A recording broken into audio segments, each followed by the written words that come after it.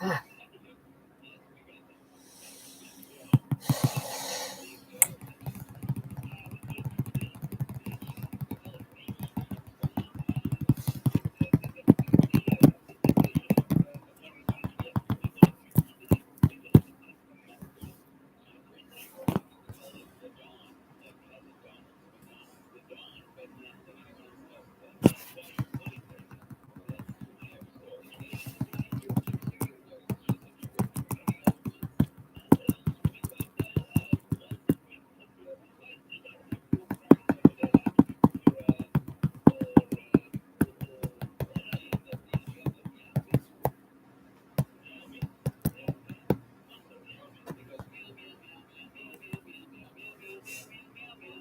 what the fuck?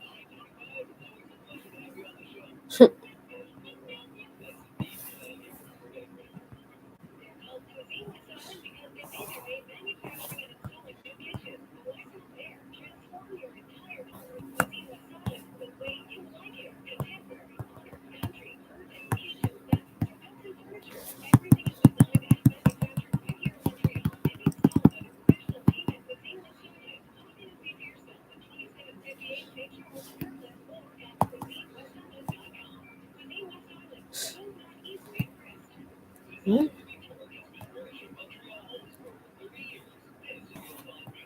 No shit.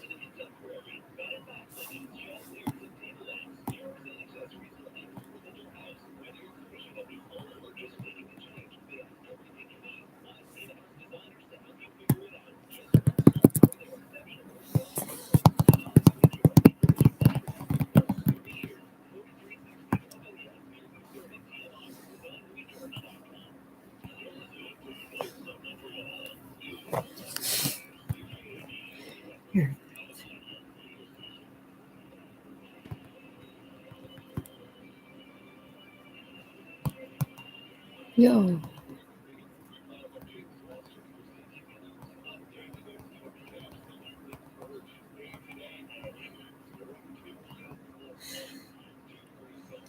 What?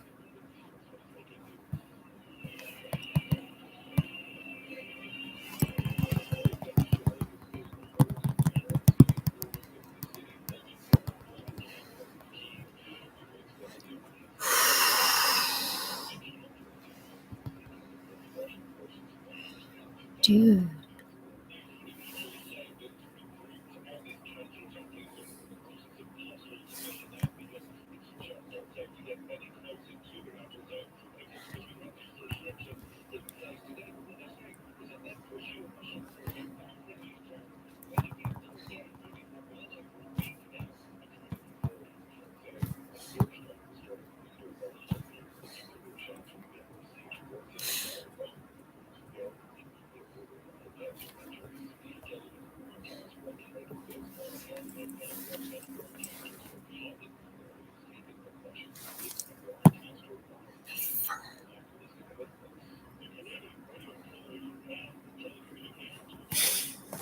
Fuckers.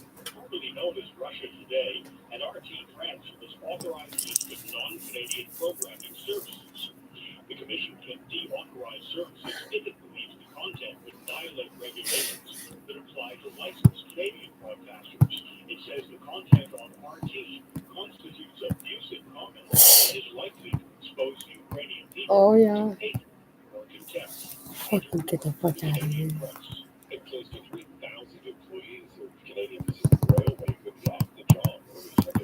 CP Rail says it tabled an offer Tuesday to address 26 outstanding issues, but the Teamsters Canada Rail Conference rejected the offer and continues to table additional demands. The Calgary-based company says it's issued a 72-hour notice to the union of its plan to lock out employees if they're unable to come to a negotiated settlement or agree to binding arbitration. Canadian manufacturers, grain shippers, and farmers have all warned of potential wide-ranging impacts of a labor disruption. Emily Trubisky, The Canadian Press. From your Dormant Weather Center today, some great news, really. Unless you don't like warm temperatures and sunshine. If you like things cold and dark, I'm sorry, today's not your day. But if you like sunny and warm, hey, good news for you. 15 degrees for your daytime high. With some sun, mixed with a bit of cloud in there. Friday's going to be just as nice, high of 11 with some sun and some cloud. Showers not expected till very late in the day. Saturday, Sunday, some rain, but we go back to the sun for next week. It's 2 degrees downtown. Your next CTV News update is at 4 o'clock. iHeartRadio Talk Network's technology expert. His name is Carmi. Carmi, always a pleasure having you on the show. Great to be back, David. I will miss sleep for you any day. Wow, look at that. You'll miss sleep for me any day, said a man with a somewhat unhappy wife at this point. That's just quite understandable. Okay. Maybe I should have her call my girlfriend. She's understanding. So we'll remember something to show. That'll be the next segment. Just my girlfriend, your wife, talking about tech. That's radio. I would tune into as well. I would as well. All right, let's jump into it. This California startup now is taking what Amazon is doing so well, 2-day delivery, into a 1-day delivery. But it's kind of a crazy concept. They want to store your items in orbit. Tell me about this startup. You think they can pull it off?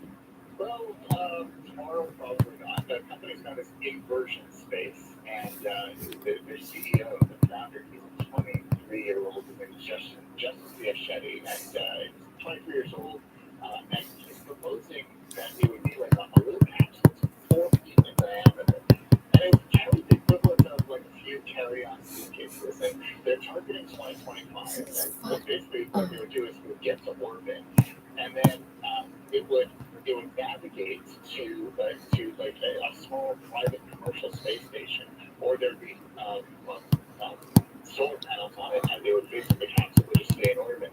And then when you wanted to come back, you could actually summon it back, and it would deorbit. This sounds really neat. They're saying they don't have a rocket, so they would probably launch it on someone else's rocket. They've already been testing parachute systems that would recover this on Earth. So nothing's going to space yet. Everything is theoretical right now. Plane keeps crashing into, like, there's got to be something wrong. It seems too idyllic for me. Well, I'm trying to think of a use case. It's like, I got a bunch of stuff that I don't really want, so I'm going to put it in a suitcase, and I'm going to have someone launch it into space, and I'm going to call it back with an app on my phone a few years later. What's the point? Like, what would you possibly want to have orbit for however long and then carry it back? It just strikes me as one of this thing. It's almost like it's a solution looking for a problem, and I don't quite get it. I suspect 2025 is going to come and go, and we're going to be wondering, like, how I just put my luggage in space, and there will be no answer to that. There will be. I imagine that getting this stuff up there is very expensive and pollutes a lot too. Until we have Isaac Asimov's space elevator to just launch off the goods using a big huge elevator, I don't think it's possible. But hey, what do I know? I'm not a startup that's burning money, so. Well, that's been the problem with space travel all along. It's the cost per pound, and then for some, initially it's about $10,000 per pound to get to orbit. And of course, the longer it stays up there, the more it costs, because of course it's about to control that vehicle up there, track it, make sure it's okay, make sure it's healthy. So space travel is super expensive.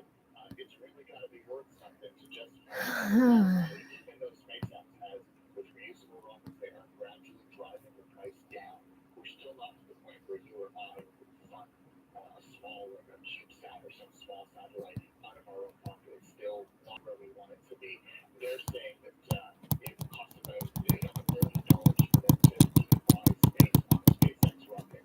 That's still too much for a couple of pieces of luggage. I'm not quite convinced this is ever going to see the light of day. But I love them for trying, and I love them for even testing it in the atmosphere, testing their recovery systems first before they do fly to space. So good on them. Yeah, I guess I'm glad some company is researching the feasibility of this, but I don't think it's possible. But what do I know? Let's talk more about space, because Carmi, you can now go to the moon, and so can I. There's a bit of a catch, though. Holy shit. It's just your name, and it's just on a USB drive. But yes, NASA will send you and your name to the moon. Carmi, tell me about this. This is exciting. So this is a big day. The big day in space history. St. Patrick's Day 2022 March 7th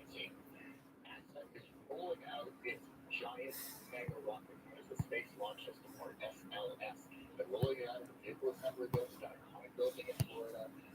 It is set to fly later this year. They don't have a date yet. They got to do a whole bunch of testing on the launch pad first.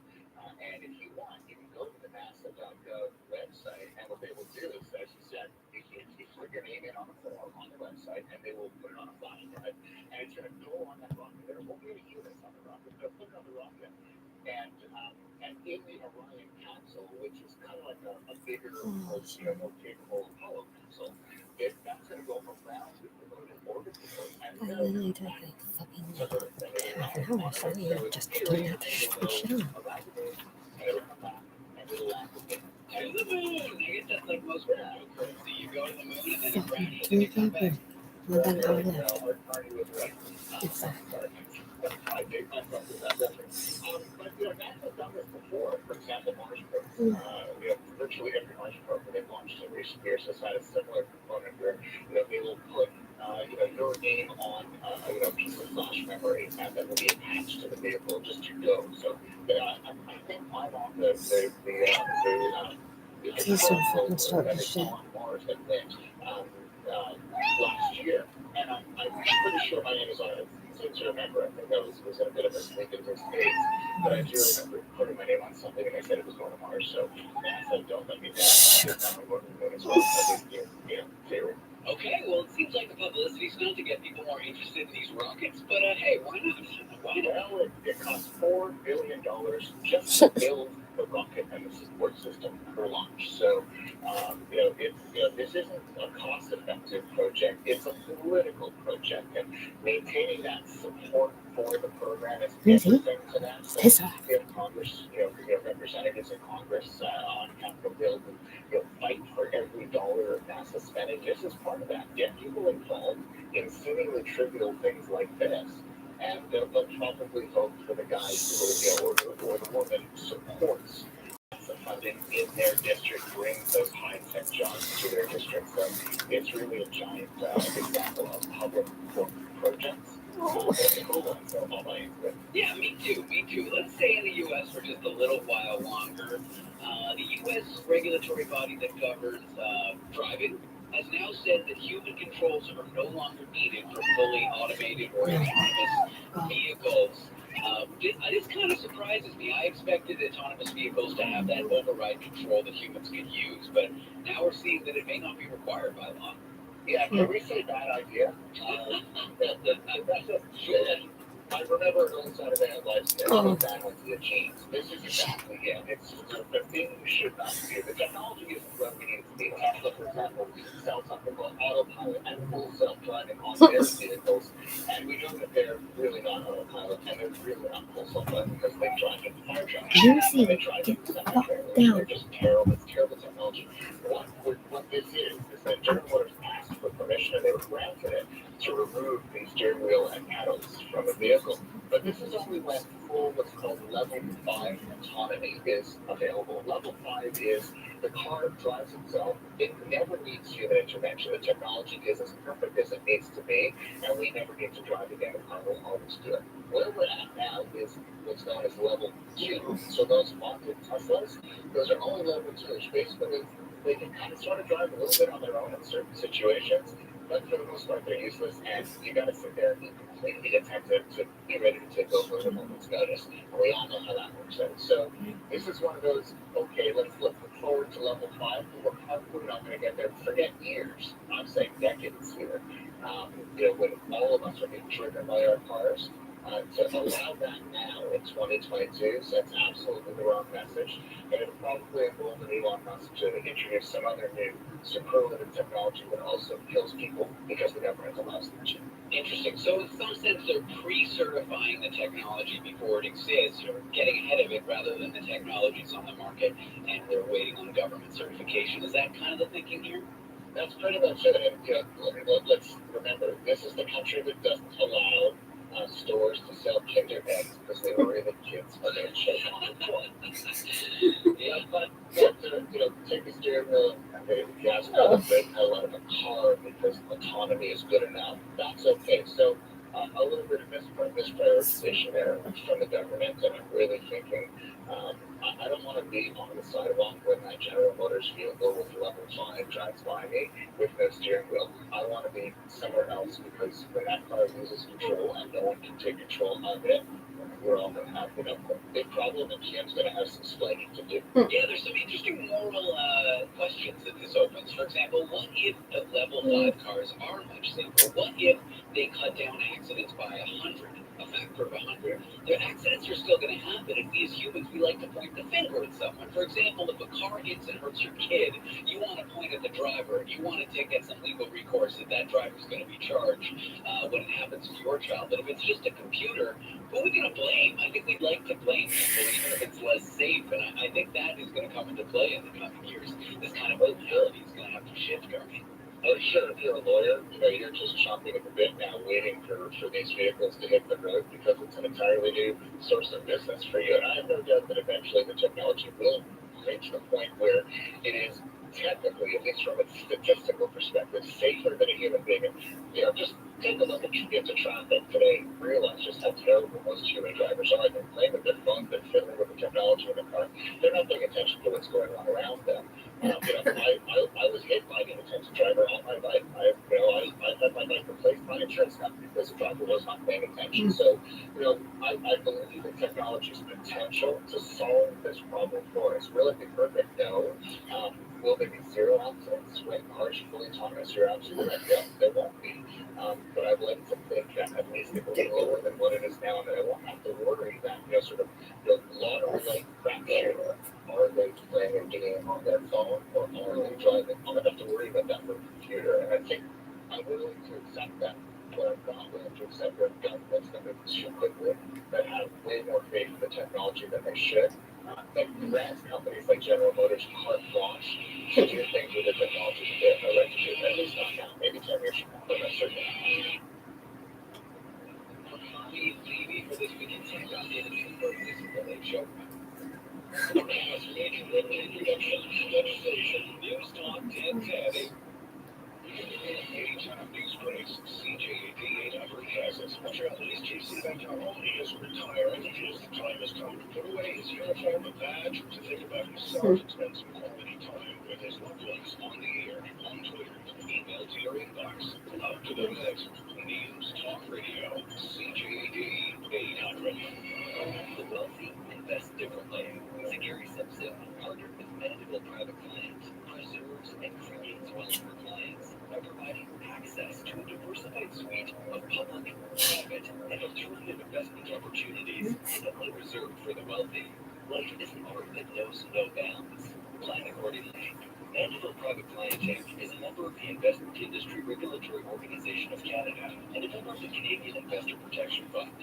This is Sleep Day with Dormez-vous. Wake up to more than a good night's sleep. Wake up to more positivity, to more productivity, and to endless possibilities. Wake up your best self. Get better sleep and get better sleep this World Sleep Day. On March 18th, a portion of proceeds from all sales will be donated to the Canadian Mental Health Association. So sorry.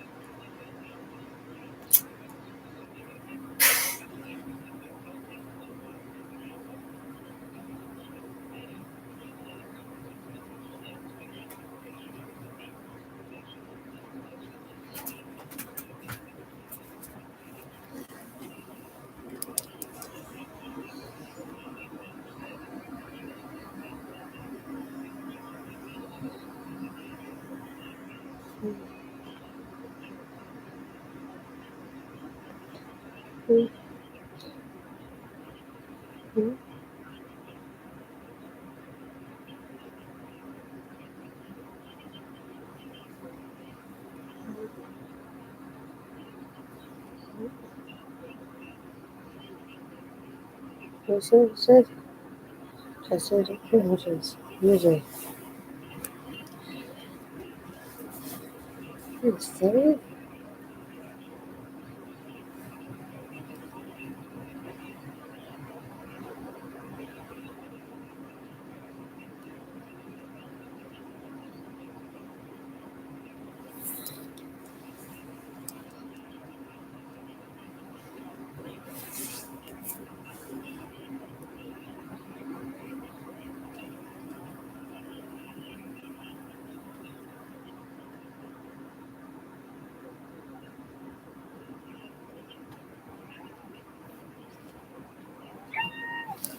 Information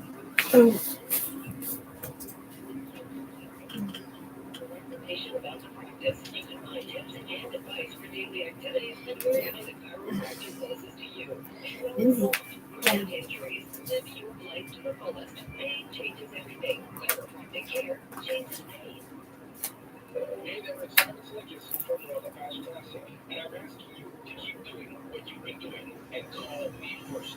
That call so a car from 19th Avenue in Lachine that I did in days at 99% of asking. Charles had a bungalow in Dorval, Judith and Mark had a home in Beaconsfield, and we sold them both within a week and above asking. So call me first to sell your property or to get into the home of your dreams. Simon Slickis, Robert Fast Classic, 450-687-2430. This Bell Radio station, we reach and be accountable to you, the listener, which is why we participate in the Canadian Broadcast Standards Council.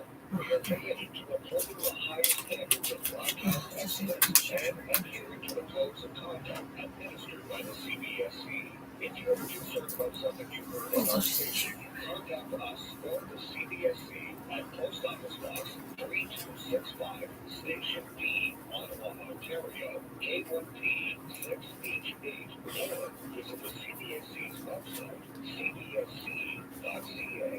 Lakeside Homes is close to the evening. Christie's newest luxury waterfront project is just minutes from downtown, and our one home is ready for viewing. Royal K Homes on Lansing, Dorval, unlike any other properties available in Montreal. Nestled in the Commonwealth with waterfront access with your Look and visit today at prestige.ca. I'm not about your redemption yourselves. I chose Prestige to build my home. Visit Prestige.ca for more details. You're not at a table and the scorpion in the front. They both die. Final season. Scorpion catching nature. 1917. You and the Seven. Sunday. CTV Drama Channel and Crane. On the iHeartRadio app network, you're listening to the program. I'm Steve Cooper. This week's tech, we'll go over some headlines from the tech sector. I have with us our technology expert here at the iHeartRadio Talk Network. His name, Carmi Levy. Carmi, always a pleasure jumping into the stuff with you. Great to be back with the David. How much I love this. Carmi, a man from my heart. Let's talk now about Foxconn, the ominous Chinese company that manufactures for Apple. That's holding operations as a tech hub there is going into lockdown in Shenzhen. You want to tell me about this?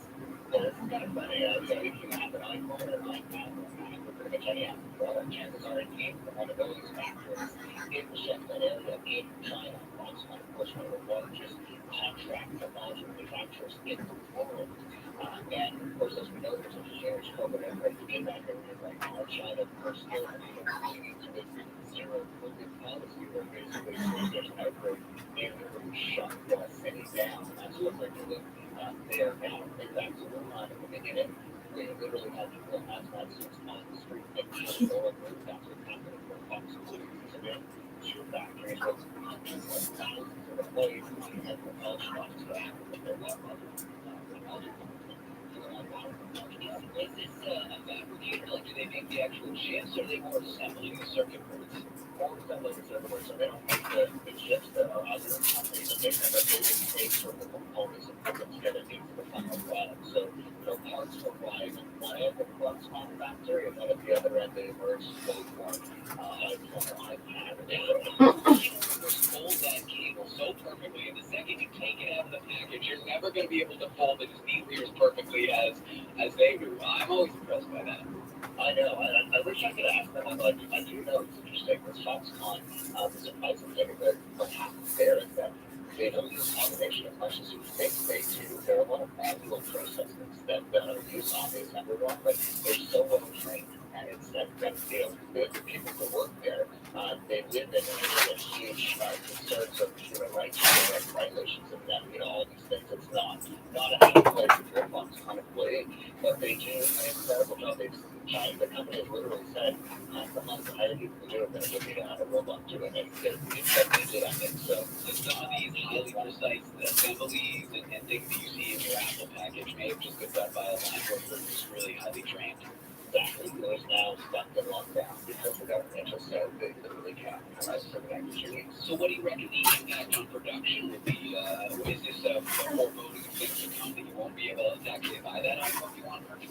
Yeah, I just think we said well when I first saw this headline because I knew that further down the line, there was going to global chip shortage, there's global component shortage because of that chip shortage, and a lot of the products that you and I would normally buy simply haven't been available, or they're hard to find, or they're more expensive than they would otherwise be, or there's less choice out there. And so over the next few months, if this continues, this will have a major impact on your ability to buy a piece of electronics that you want.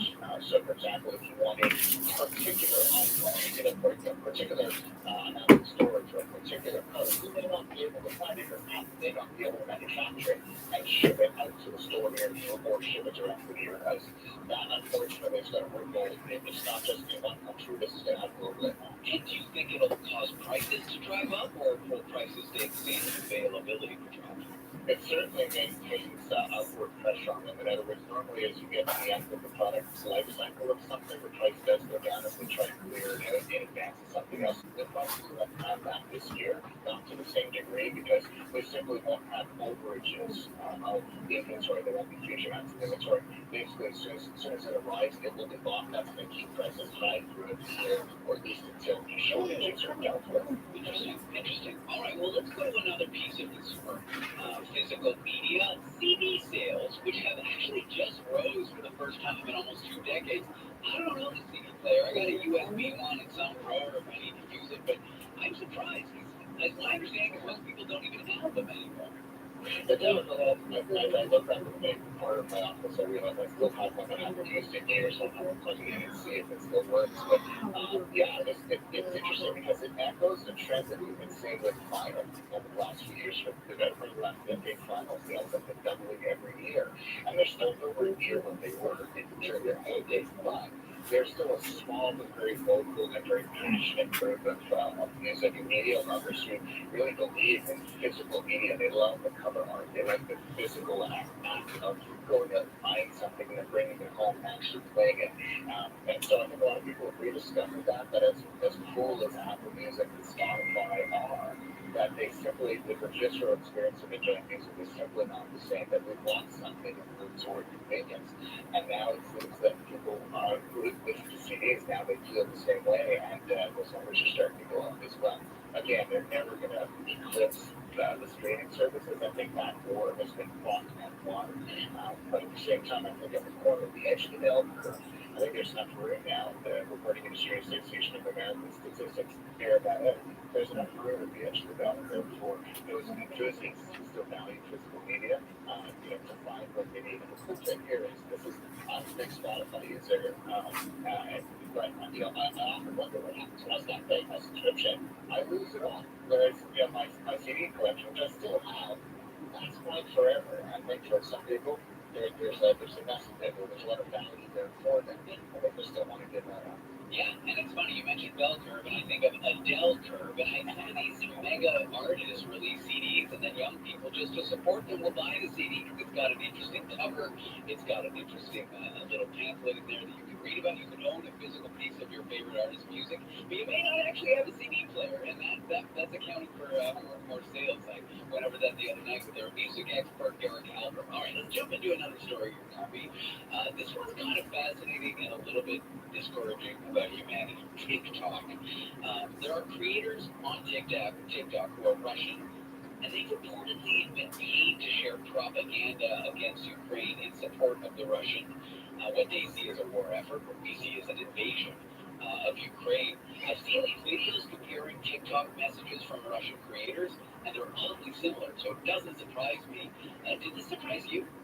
No, I think, Russia is kind of the world capital of propaganda, so I think we had to believe that as part of the Ukrainian invasion that they would be cranking out their propaganda machine. So, and of course they would be using the channels that are most popular with the kids today, of course much more popular than TikTok. So, no surprise there at all, but, the comfort that I take from this is that they don't do a particularly good job.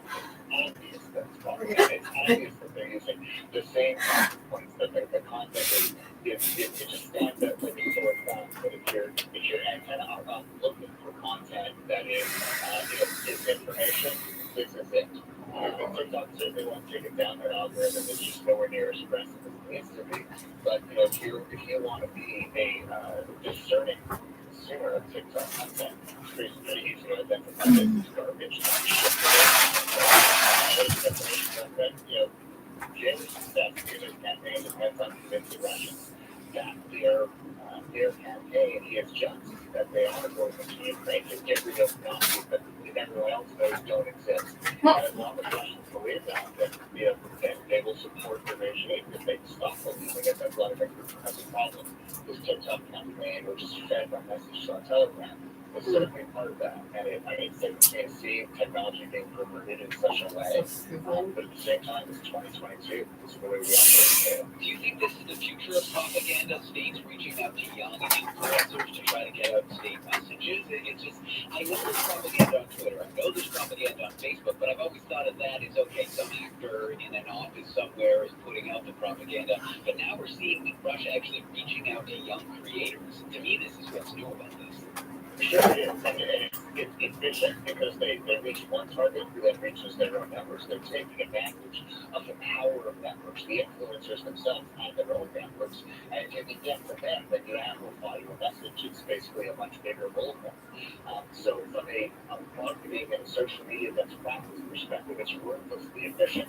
Of course, being used for the absolute wrong reason. It's kind of disgusting to see it played out like that. But propaganda has always been about using marketing best practice to hit the biggest audience and convince them to see your way. Nothing's changed since technology's gotten more sophisticated. That's certainly disheartening to see. All right, I'm here with Carmi Levy, a tech expert that contributes this week in tech. Carmi, always a pleasure having you on the show. So good to talk to you. This is the Late Show, Brad. Hey, world. Hi, this is Caroline of Balsyball with a message all about the gift of time, because we know that your time is precious. And as the good times roll in, you can count on Balsyball to deliver quality fresh meals to your door every week, giving you time to do the important things. Time to spend with your family. Time to do what you love. Time to take a break. Time to be a better you. Get back to doing what you love and let Balsyball take care of dinner. Isn't it about time? BONCBON.com. Wow, this one looks gorgeous. Thanks. Come on in. Take a closer look. Should I take off my shoes? Why? This is a garage. Imagine a new decorative coating for your garage floor and make it happen with Premier Sealers epoxy floor coatings. Reduces dust, easy to maintain. You choose the color for an attractive, durable finish. Find out more about it and their other services at PremierSealers.com. CAA recommended. See you later. How Belle makes spring better. It's that time of year to stop sharing photos of flurries and start sharing photos of flowers. No more posting parkas, just posting puppies. And with unlimited data plans, there'll be a lot of posts. Spring into the season with a new phone and an ultimate plan on Canada's best 5G network. And for a limited time, save up to 50% on select phones. Visit a Bell store or Bell.ca for details. Bell, springtime just got better. Linen Chest announces its fabulous anniversary sale. Save 25% on almost all regular prices, plus thousands of selected items and savings up to 60%. Visit your biggest chance to save on quality home fashions for bed, bath, kitchen, and every room in your home, including famous brand names. It only happens once a year. The Linen Chest anniversary sale ends this Sunday in all our stores. Linen Chest, home is who we are.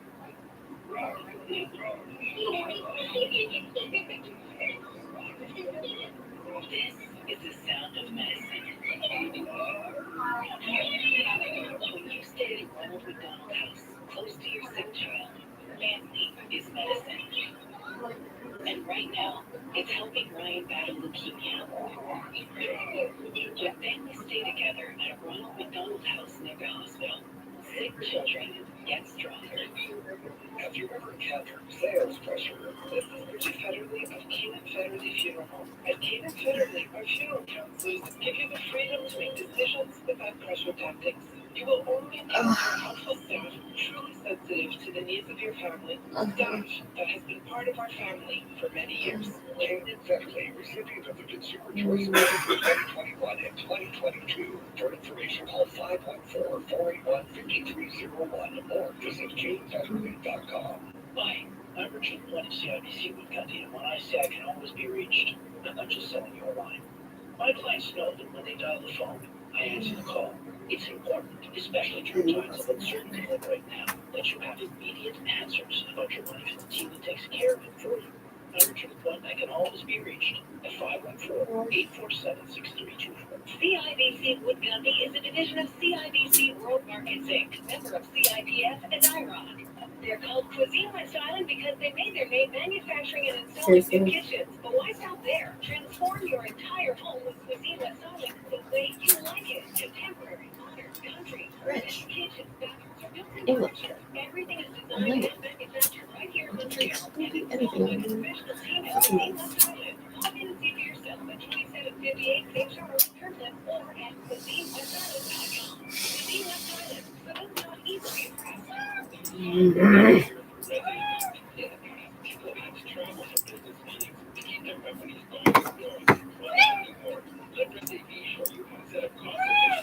Yes, Lindsay. Yes, I see you. Yes.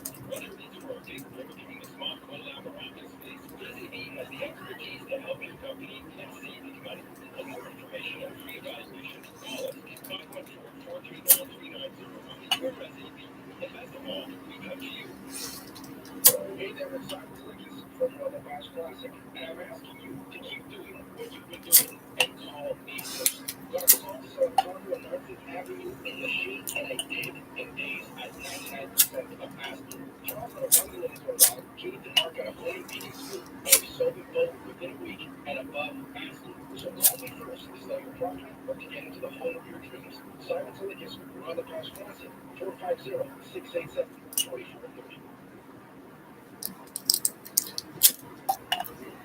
Amazing simple, stimulating talk around the clock. News Talk Radio, CJAD 800. This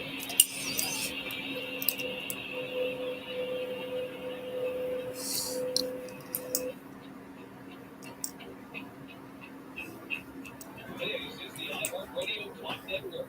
Tonight with special guest host David Cooper. The Late Show on the iHeartRadio Clock Network, and I'm your host David Cooper. Well, somebody with me here that fits to disinformation and it's making social media algorithms transparent. He's a journalist, a Harvard Diamond Fellow, and a contributing author to the Center for International Governance Innovation. His name, Stephen Maher. Stephen, thanks for being here with me. Welcome. All right, so this article's in the Toronto Star, and I think it's kind of, to me, kind of obvious, but I guess tech companies aren't quite getting this. For people at home, though, what are social media algorithms? Why do people hate it so much? Well, the algorithms are the secret sauce which we're talking about. They are the program that determines what shows up in your feed. When you have a look at Instagram, Facebook, Twitter, the algorithm is what is designed to keep you clicking.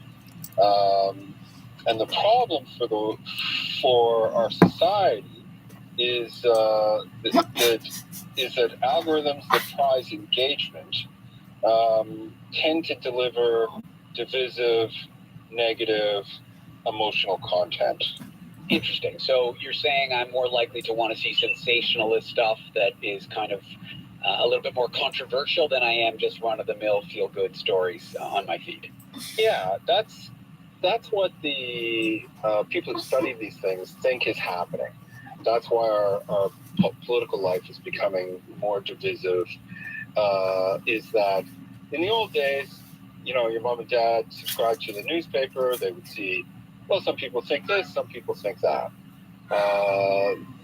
It kind of positioned you, the reader, in a world where there were legitimate perspectives on different sides of an issue. Increasingly, we're being fed content that goes to that sort of increases our conformity bias. that leads to epistemological tribalism. The idea that we're all part of warring factions, and the other faction must be opposed with everything we've got. So our political life is becoming more intense, more negative. There are more people buying into conspiracy theories, and my argument is that it's getting to a point that this is a national security threat. Wow, I don't think you're wrong. And there's something to me very perverse about this, because some, not all, but some of these companies, Facebook, Twitter, they sought out to make the world a better place in their image. Hey, wouldn't it be wonderful if you could only get the information that you wanted that would be great for you? And it's really having the opposite effect. Now, I'm not saying all of these companies are seeking out to make the world a better place. Some are just looking for money or for whatever. But there's that kind of perverse nature of it. Like, I'm sure Mark Zuckerberg sitting at home designed the Facebook feed to try to make things better, and it's just making things worse. Do you agree with that? I think Mark Zuckerberg designed Facebook so that college bros could there's that. rate the hotness of the girls at Harvard. Wasn't that how it You're started? certainly right. I mean, like iteration 2, once he got funding, once they took the company to Silicon Valley, that kind of thing, Stephen. Yeah, well, and there is no doubt that the connection that Facebook produces has positive outcomes. I think, for instance, that Black Lives Matter and the I Don't Know More movement would likely not have been possible except for Facebook.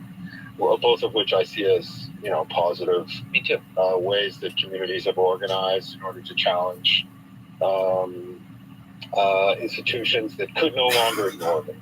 So there's no question that it's a kind of mixed record. But what I see as the problem, and the key to improving the situation, is that people recognize that there is a kind of element of secrecy about the way these things work.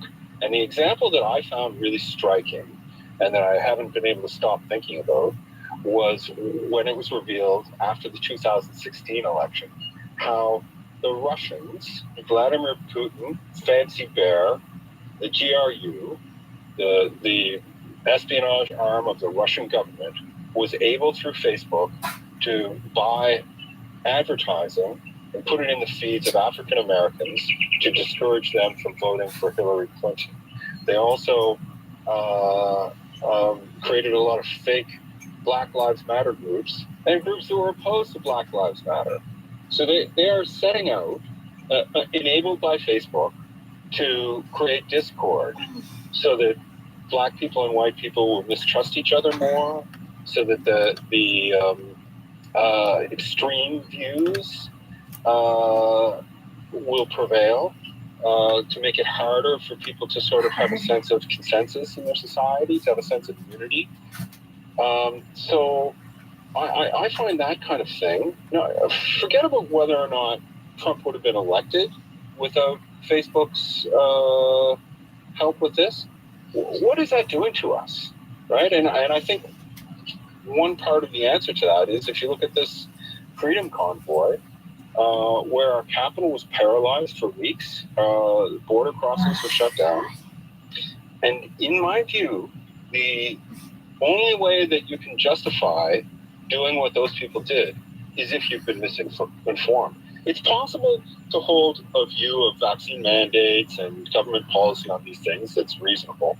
It's not possible, those kind of a reasonable opposition to those measures wouldn't lead you to park a fleet of trucks outside Parliament Hill and hit the horns all day. Yeah. So what would you and leading researchers like to see happen then? What do you mean by algorithmic transparency? Well, the idea is that the platforms have to be made to show us what's happening inside their walled gardens. It's not easy.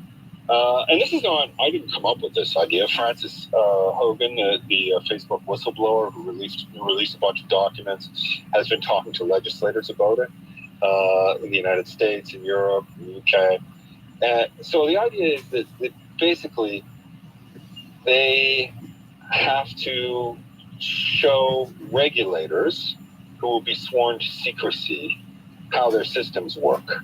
So they get the interest of wanting that to be kept proprietary while at the same time satisfying that they're not going to do bad things for our society. Yes. So that in my view, our lawmakers, they're trying to make laws to regulate the platforms, which are basically the Wild West now. And those laws it's very important that we get it right. Like, I believe passionately in freedom of speech. You know, that's a foundational freedom in our democracy. Nothing else can function if people are not free to speak as they want. And there's also privacy rights, which are crucial because these interactions between the platforms and people who use them are private interactions, right? So it's extremely delicate, whatever you do, any way of regulating this. But I don't think that without algorithmic transparency, that we can really understand what's necessary, because we don't know what's happening. Yeah. So what do you think are the consequences of these algorithms being kept secret going into the future? Well, I think we see greater disunity and the spread of misinformation. The costs are so high. For Maclean's magazine, I did a big article, sort of in-depth investigation into the COVID misinformation in this country, and it's a rough estimate, but probably 1,500 people died in Canada of COVID because they declined to get vaccinated because they've been convinced to believe things that aren't true. And I imagine the multiplier is much higher in the U.S. Stephen, that's all the time we have for right now. Where can people find out more about you on Twitter? This article's in The Star, of course. You can find it at thestar.com. But your Twitter handle? Yeah, my Twitter handle is STPHNMAHER. And thanks for the opportunity to discuss the story. It was great chatting with you. Stephen Marr, he's a journalist, a Harvard Nyman Fellow, and a contributing author to the Center for International Governance Innovation. I'm David Cooper, and this is The Late Show Graham. First of all, the most important thing, it will be St. Patrick's Day and 15 degrees with lots of sunshine. Now, what does it all mean to lift the COVID state of emergency? And Dr. Mitch answers the question, what matters more when it comes to sleep? Quality or quantity? That's at 7:50. The Andrew Carter Morning Show. Join us 5 to 9. It's hard to improve on the good old Montreal bagel, but Oh, for fuck's sake, I swear to God, the bagels. Okay, it's fine. Just use the promo code AM800. They also have bagel burgers, sandwiches, healthy salads with vegan options, Danish, and coffee. Order online, in person, or through delivery apps. La Via Belle in Vaudreuil, westbound at ldebresto.ca. Design Louis George has been furnishing Montreal homes for over 30 years. This is where you'll find beautiful furniture from the classic to the contemporary. Bed and bath linens, chandeliers, and table lamps, mirrors, and accessories for every room in your house. Whether you're furnishing a new home or just making a change, they have everything you need. Plus, in-house designers to help you figure it out. Service. Design Louis George, furnishing Montreal for over 30 years. 4360 Côte de Liesse near DMR. DesignLouisGeorge.com. This Bell Media station believes in being accountable to you, the listener. We are committed to upholding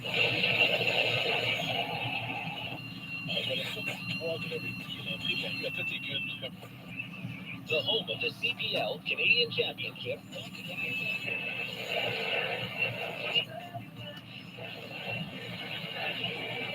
VisitOneSoccer.ca. I often get asked, why PC Express?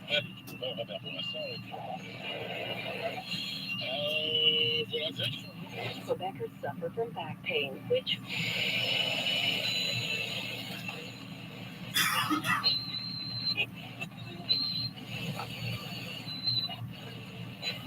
about the practice. You can find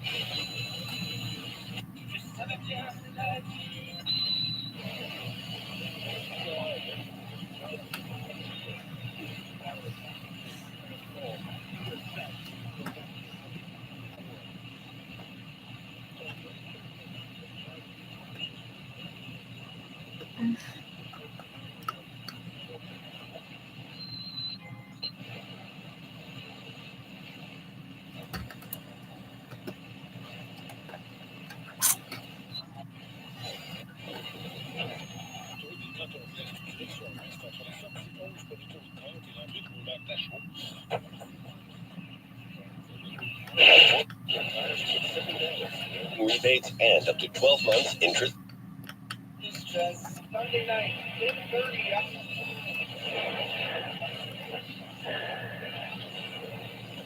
On the third. Inside with you. Pollen, dust mites, bacteria, mold. Oh, thank you so much for watching.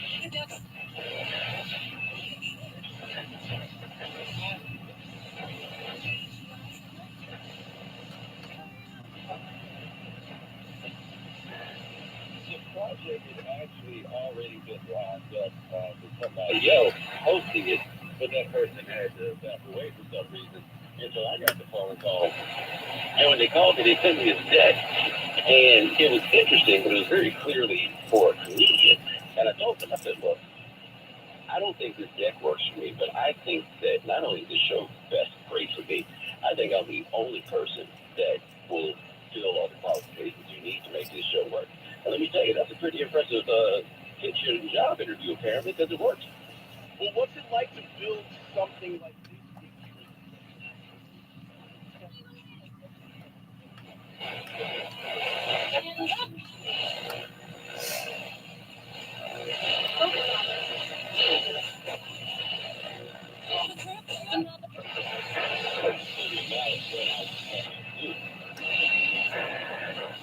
Space that I'm in. Employment Online. Express yourself through the art. That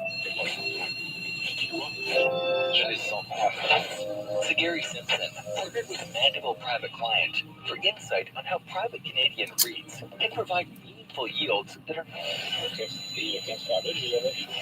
Private Client Inc. is a member of the Investment Industry Regulatory Organization of Canada and a member of the Canadian Investment. Seriously?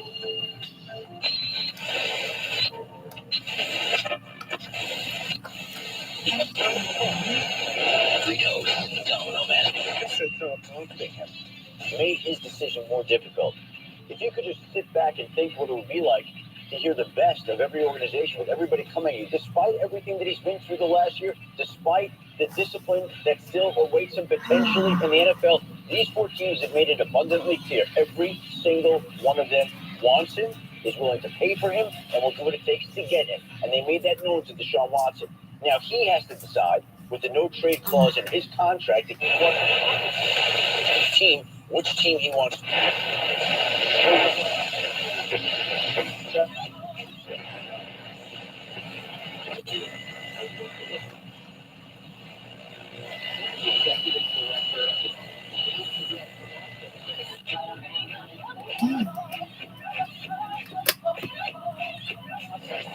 This week, Aaron Goldhammer from ESPN. Think now. Which has been officially observed until 2012. And the date for World Down Syndrome Day, being the 21st day of the third month, was selected to signify the uniqueness of the triplication of the 21st chromosome, which causes Down syndrome. Oh, cool. I love that. So let's jump into this, because depictions of love within the Down syndrome community are not something that I've often seen. I've seen photographs, I've seen cute stories.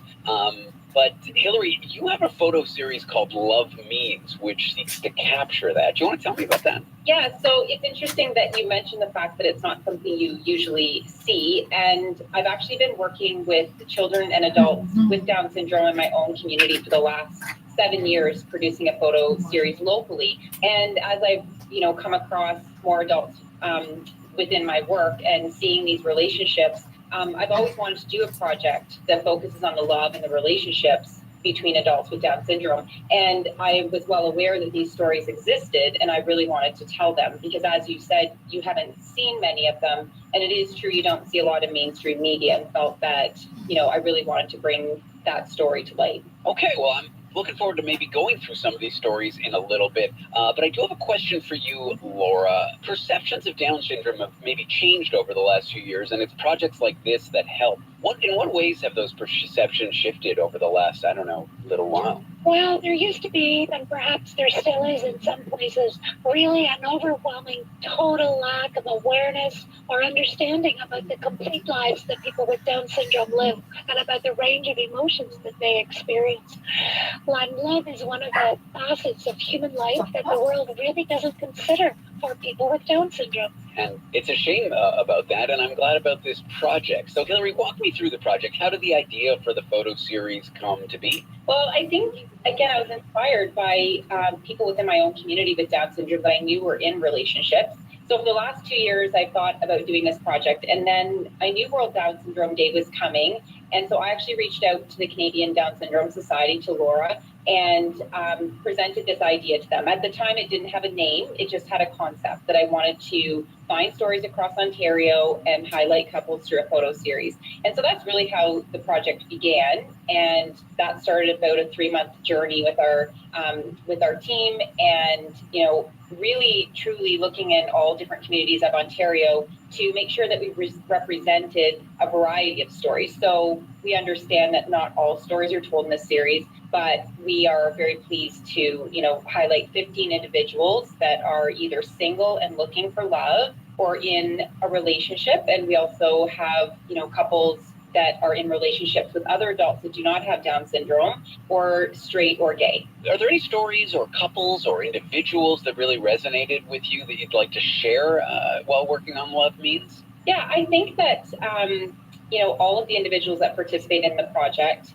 I think a few things, just the fact that, you know, their enthusiasm to share their love with the world was very inspiring. Also the parents. So the support we received from the parents and caregivers of our members of the project was amazing. They also wanted to help highlight the relationships within their community. So it's not just inspiring a community at large, it's also inspiring other adults with Down syndrome to show them that they can find loving relationships. But I think that, you know, we do have quite a few long-term relationships in the project. And I think just overall, I found all of the couples truly inspiring. 2 of them are engaged to be married, so it was really fun talking to them about their wedding plans. And, you know, we have Beth and Kirk in the series, and they are in their 40s and been together for 12 years. So yeah, there's a lot of touching stories. And I think, as always, you know, for me as a photographer, it was just really beautiful to capture that connection between everybody. And for the single people in the project, just capturing their energy and their dreams for meeting somebody. I love that. Thanks. Hillary, what does it mean for people with Down syndrome and their family and friends to see themselves represented in these kinds of stories?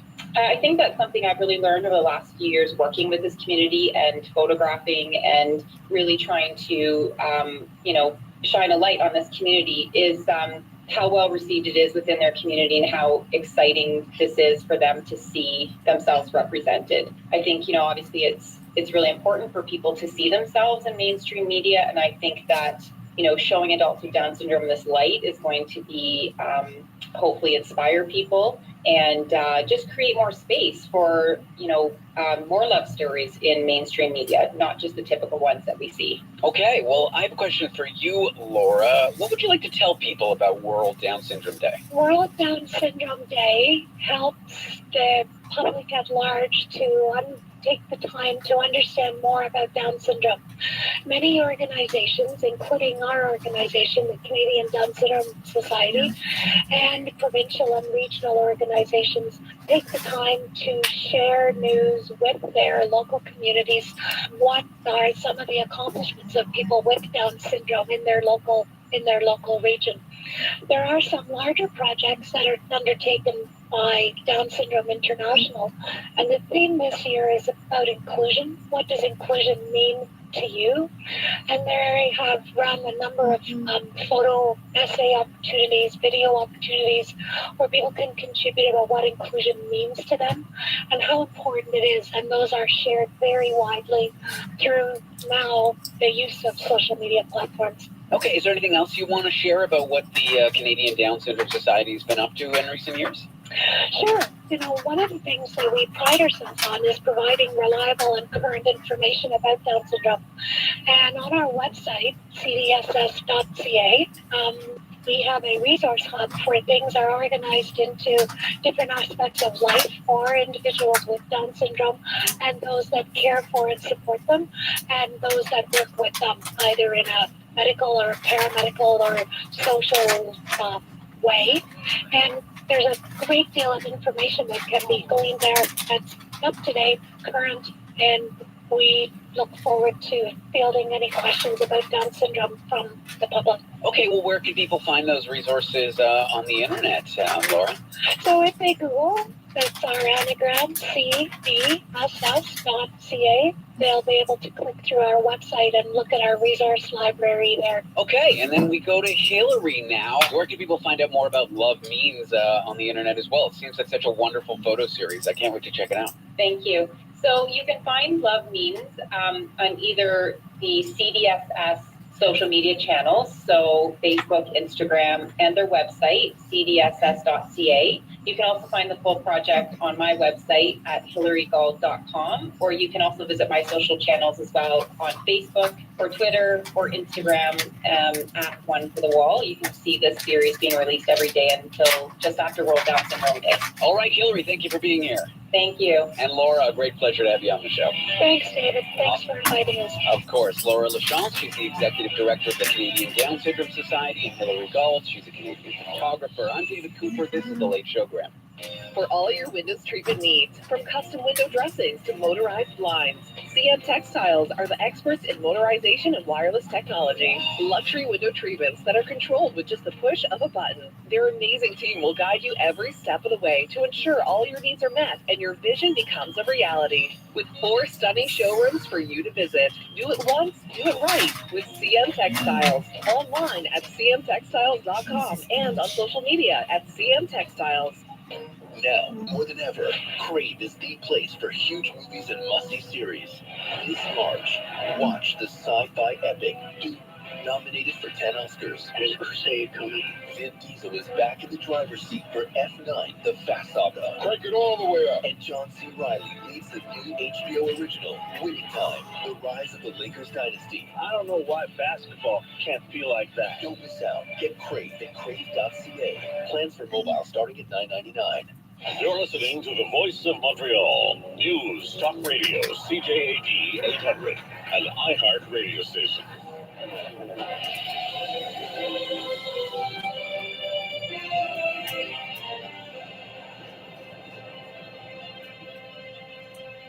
Good morning, it's 4 o'clock. I'm James Foster with your CTV News update. Well, it is technically getting colder now, don't worry.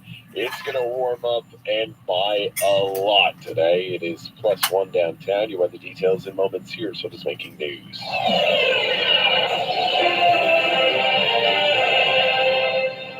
3 weeks into Russia's invasion of Ukraine, new attempts at reaching a ceasefire continues. Reporter Mona Kosar-Abdi has the latest. Diplomats on both sides claim they're making progress in peace talks. Russia's lead negotiator claims Ukraine has proposed adopting neutral status, similar to Sweden, keeping its own military but staying out of NATO. A Ukrainian official refused to confirm the proposal. As of April 1st, vaccinated travelers will no longer require a negative COVID test to come to Canada. The source, who's not authorized to speak publicly about the upcoming policy change, says an official announcement is expected later this week. At the end of February, Health Minister Jean-Yves Duclos announced travelers coming to Canada would be able to present a rapid antigen test at the border as an alternative to the more expensive and time-consuming molecular test.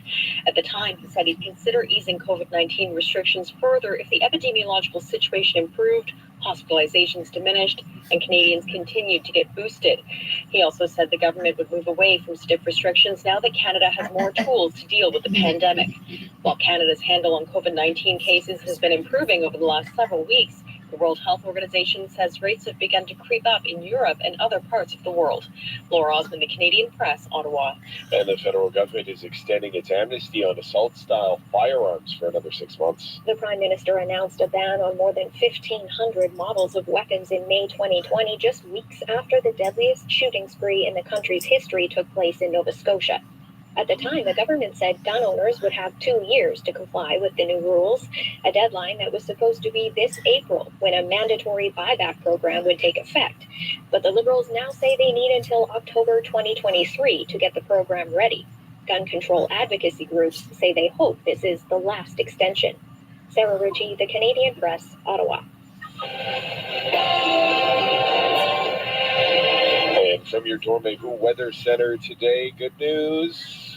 An absolutely fantastic day. A high of 15 degrees is expected, that with some sun and some cloud. And then Friday, more sun, more cloud, and a high of 11. Now, the weekend does look like it is going to be wet, but it's the weekend. So at least there's that. And then we start off next week with sunshine once again. It is +1 downtown. Your next CTV News update is at 4:30.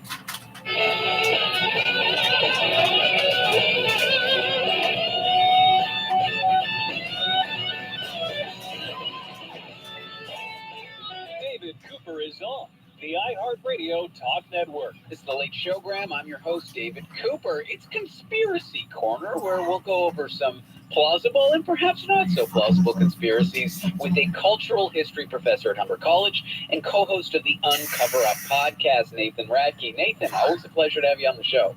Always a pleasure to be on the show. I look forward to our talks every week with both you and your partner, Lee Kuhn. Did I say that right? I mean, close enough. Close enough. He's Dutch something. German. No. German. See, what's the difference? They're all over there in Europe. The secret with German names is just sound angry when you say them, and then it sounds more accurate. You know, I find the secret to watching German is you just don't pay attention while there's German going on in the background, say on a TV show. You'll start to understand things because there's just so many words that sound similar to English, but if you try to pay attention to it, you won't understand anything. Exactly. It's sort of like conspiracy theories. When they're just sort of on the background, maybe they make some sense to you, but then when you start to dive into them, they become nonsense. Or just like talking to your colleague, Dr. Lee, if you just don't pay attention to him, he makes a lot of sense. Exactly. I always pay attention to Lee because he's a genius. He is, so that's why he makes no sense. He's just too smart. Exactly. Let's go back into the vault here, way back, to something that obviously didn't happen. The Titanic sinking. I mean, I saw the documentary that was made with Leonardo DiCaprio. I don't know how he traveled back in time and made that documentary. But some people are saying that maybe, hey, it didn't sink.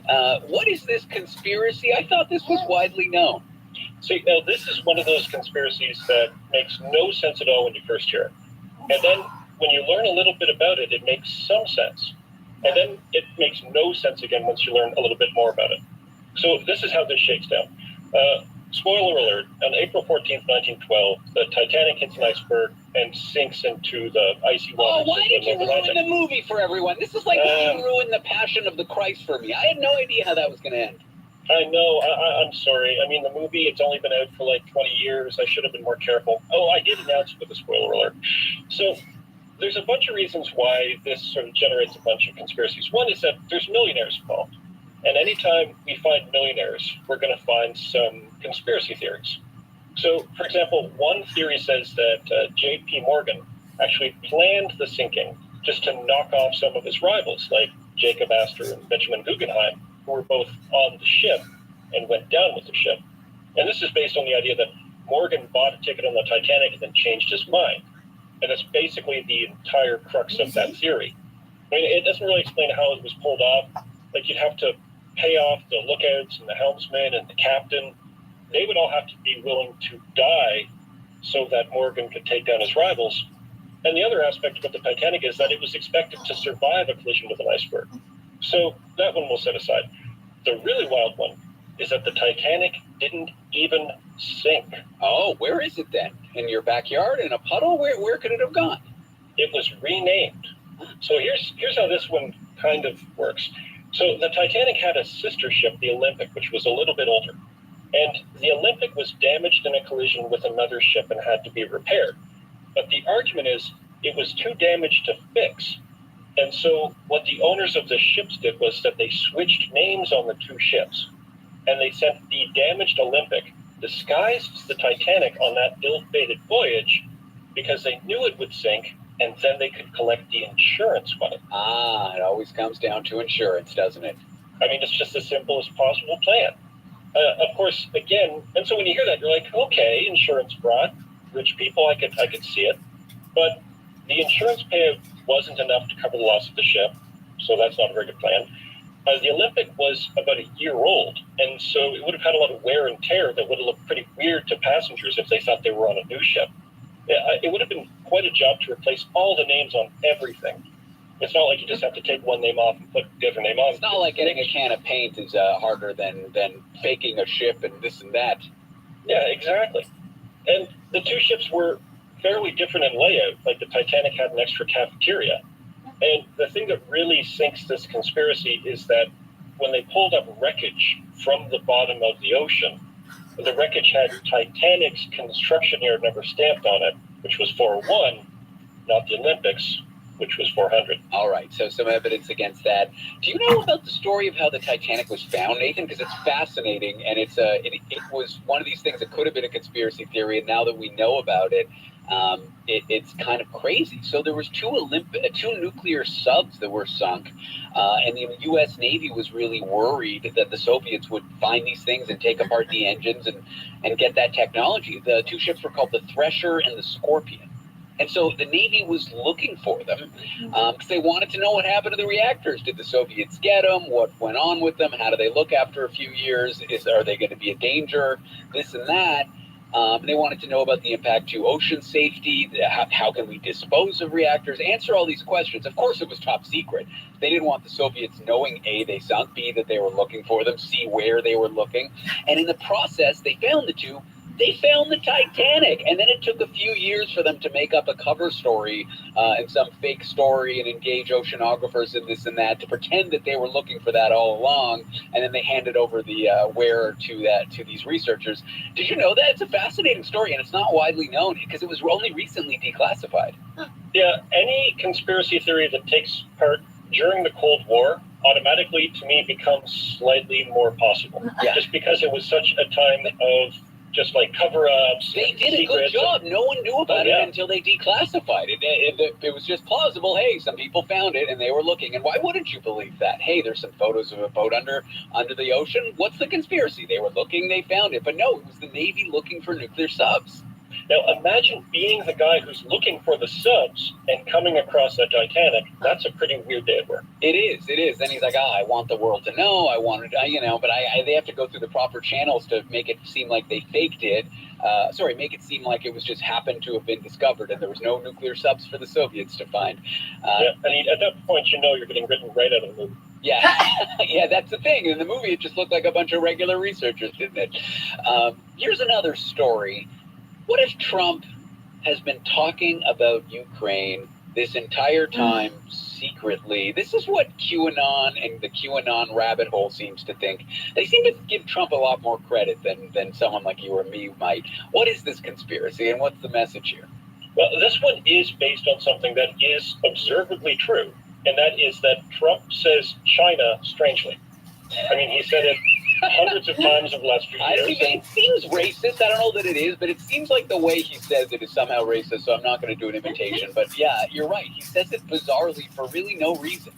Yeah, and he does it consistently. And here's I think what's interesting about this conspiracy theory. For years, Trump has been attacking China and the Chinese government. Sure. And that hasn't been a problem for his supporters, particularly the QAnon component of the supporters. Because part of the appeal of a belief system like QAnon is that it gives you a world with two teams, good guys and bad guys. It's nice and clear-cut and simple. The problem with reality, though, is that reality is almost never nice and clear-cut and simple. And ideas like good guys and bad guys don't really apply very accurately. So lately in QAnon circles, things have been getting uncomfortably complicated. Because in the QAnon system of belief, Vladimir Putin is a good guy. He's a white hat. And the Russian invasion of Ukraine is a good thing designed to uproot the deep state and find secret bioweapons labs. Yeah. But now the Chinese government is one of Putin's few allies. So then how do you reconcile Trump's criticism of China if China's on Putin's side and Putin's on Trump's side and Trump's the good guy? Because now your belief system has to juggle things around so that China is somehow the good guy again. Like, how are you going to pull that off? If mental gymnastics were an Olympic sport, I think we would see the QAnon competitors taking the gold every time. Yeah, it's astounding. Like, it's impressive, actually. It's impressive to see the human capacity to do this kind of gymnastics. Although I have to say that the explanation that they came up with was not necessarily that impressive. Because what they do is they're telling themselves that all of the times that Trump said that COVID started in China, he was actually referring to an area of Ukraine. Oh.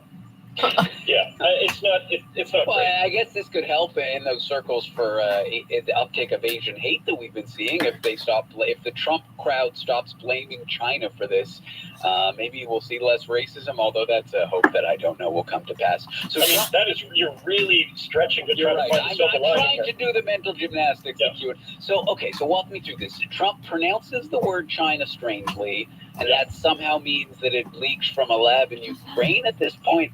Oh, okay. So let me take you on a bit of a trip here. Huh. This is based on the fact that there's a village in Ukraine outside of Lviv named Shipolchinya.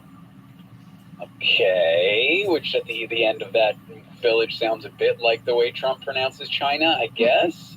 A little bit, and that's basically the argument. Oh! I thought. No, that's it. That's all. That's I thought it was like here's this, here's that, here's this, and then we get to a conclusion. It's just names sound similar, argument finished, and these people are buying this.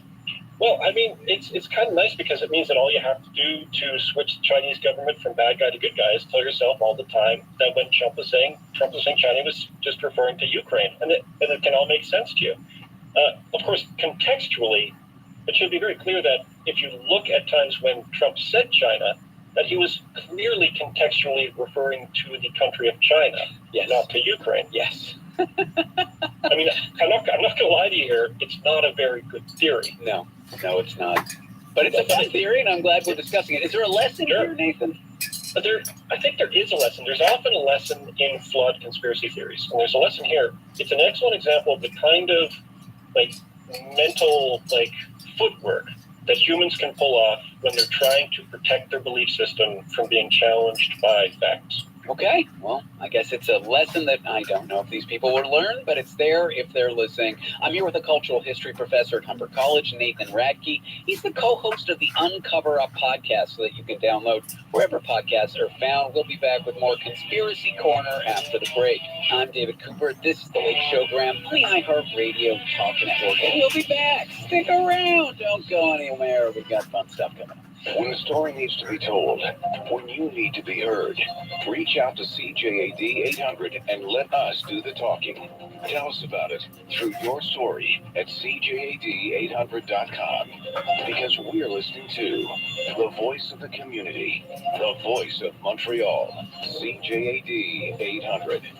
Hi, Dom here for ResAV. In the past, people had to travel for business meetings to keep their companies going and growing. Well, not anymore. Let ResAV show you how to set up cost-efficient and easy-to-use automated video conferencing solutions. Whether it's for a big boardroom, a small collab, or office space, ResAV has the expertise to help your company and save you money. For more information and a free evaluation, call us 514-439-3901. We're ResAV, and best of all, we come to you.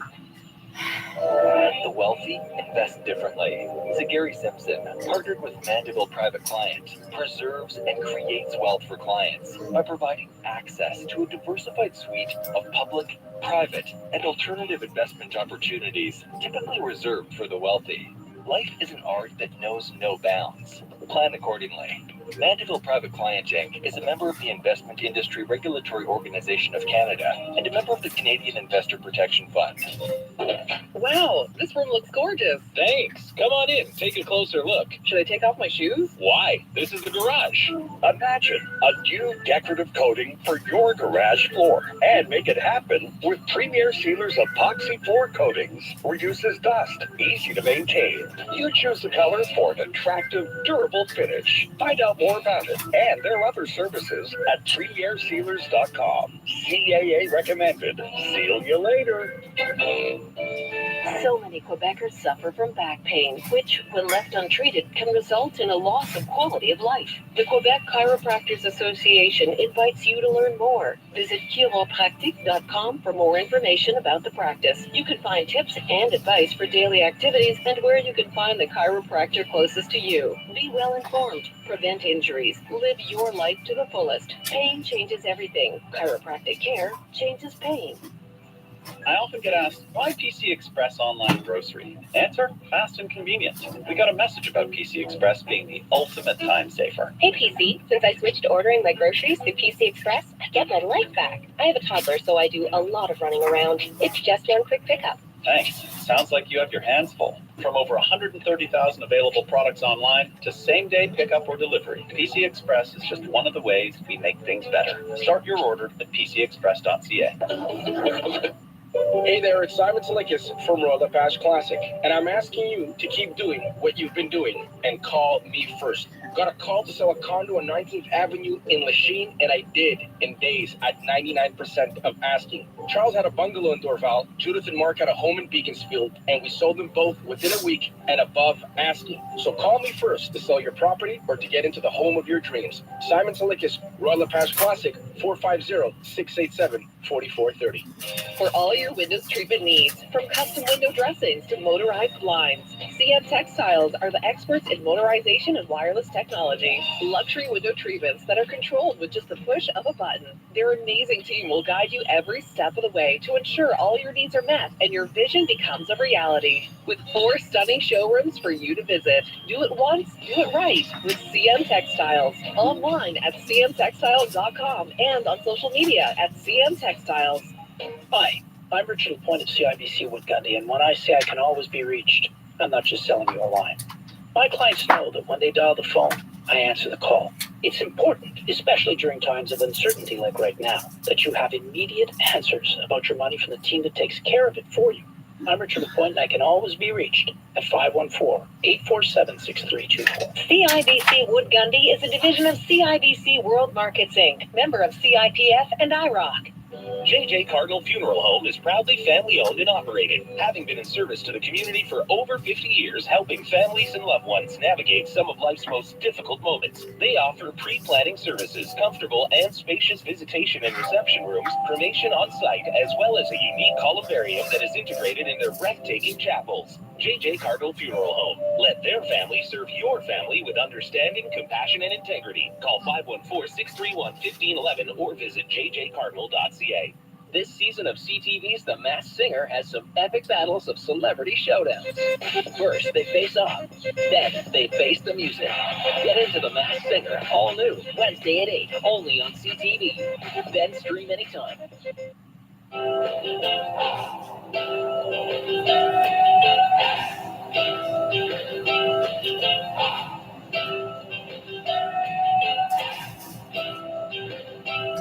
This is David Cooper on the iHeartRadio Talk Network. It's the Late Showgram. I'm your host, David Cooper. I am here with a cultural history professor at Humber College who co-hosts the Uncover Up podcast.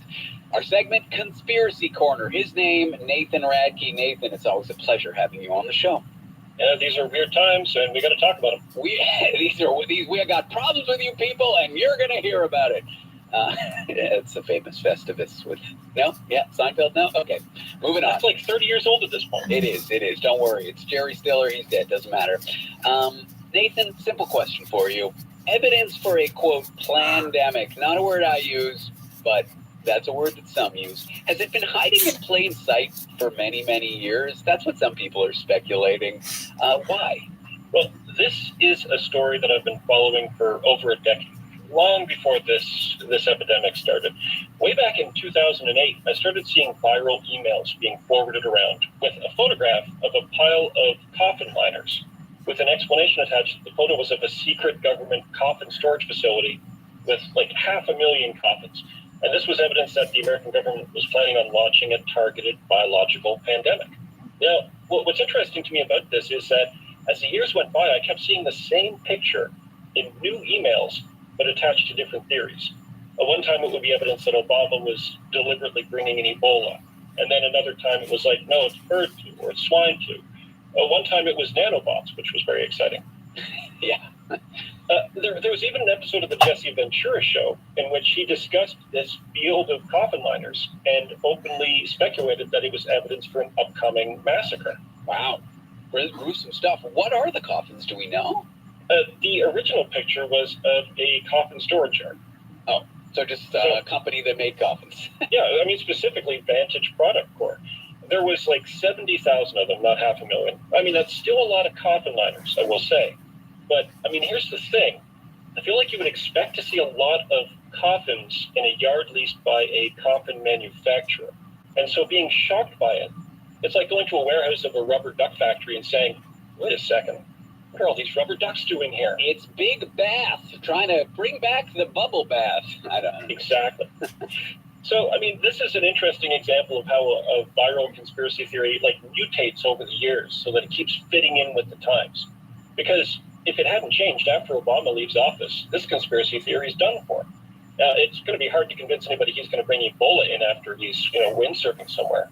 But that original photo just mutated a little bit to keep up with the times so it could keep circulating. It's like natural selection in the information ecosystem. It is. There's a lot of crazy theories about the pandemic being planned. And I think the most interesting one to me is that, yes, there's a research facility in Wuhan that researches coronaviruses. And often people are like, well, why would that be there if that's where it leaked? Sort of going backwards when the forwards way and the actual reason is, hey, that's where these viruses occur. And that's why not have a lab to study these things where the viruses occur. That's my rational explanation. And then people are like, oh, did it leak from the lab? And I mean, like, maybe. I don't know. Maybe some scientist got sick in that lab and accidentally went home and gave it to his wife and she went to the wet market.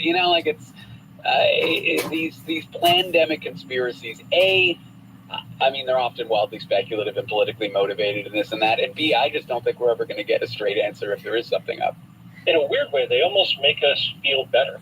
Because the idea that somebody is behind the terrible things that happen is in some ways less frightening than the idea that these things just show up. These things just happen. We live in a crazy, chaotic world where stuff happens. It's very human to want to point the finger. And I think this is why driverless cars and AI driving is so scary to people. Yes, it may be 100 times more safe than driving, but when some car hits your kid and injures them or kills them, you want to point the finger at a driver. You don't want to point the finger at a computer who is inculpable. We love pointing the finger as people. It's one of our great qualities and one of our horrible qualities. And yeah, it does make it somehow easier if it's somebody or some country's fault. Yeah, it's hard to get angry at randomness or an algorithm. It is. You know what else it's hard to get angry at? Psychics, because they know everything. Let's jump here to a story about how the Air Force released documents that are really crazy. Like, they spent money trying to weaponize psychic abilities many years ago. I can't believe they would even release these documents. They're so embarrassing. What did the documents show? Right. No, this one sounds made up. It does. It's 100% true. And I mean, you got to go way back to understand it. This is what we put together. So 1959, there's an article in a French newspaper about how the U.S. Navy was experimenting with ESP and telepathy to communicate with deep diving submarines. Now, that story wasn't true. It was probably actually planted by American intelligence to throw off the fact that actually they were experimenting with new kinds of secret, powerful radio transmitters. But the Soviets believed it, which was the point of the article. And since it was a Cold War, and they didn't want to fall behind in the psychic arms race, the Soviets started funding research into ESP and other supernatural mental abilities. And you can kind of see where this is going. Yeah. Because then the Americans find out that the Soviets are researching it, and then what happens? That's such a crazy paper trail. The Americans make a totally unplausible story to try to get the Soviets off their tail. The Soviets then research based on it, and then the Americans say, well, we got to do this research too. Exactly. Because exactly in the same way, the Americans realize the Soviets are studying it, and they think, oh no, we can't afford to fall behind in the psychic arms race either. So we need to research it. So tell me about the program. So there's a bunch of, you can see why they were interested in it, because if it did work, these would be extremely powerful tools. Like with precognition, the ability to see the future, you could predict Soviet policies and activities. With astral projection, you could just be sitting somewhere in a room safely and project your soul into like a Soviet military base and spy on it. Telekinesis, if you can bend a spoon with your head, you could defuse a warhead with your head. Well, they didn't know that there is no spoon, Nathan. Oh, so you know that one. Yeah, it's called Elmer's glue. It's, the wood glue. Yeah. No, it's the glue stick, but in liquid form.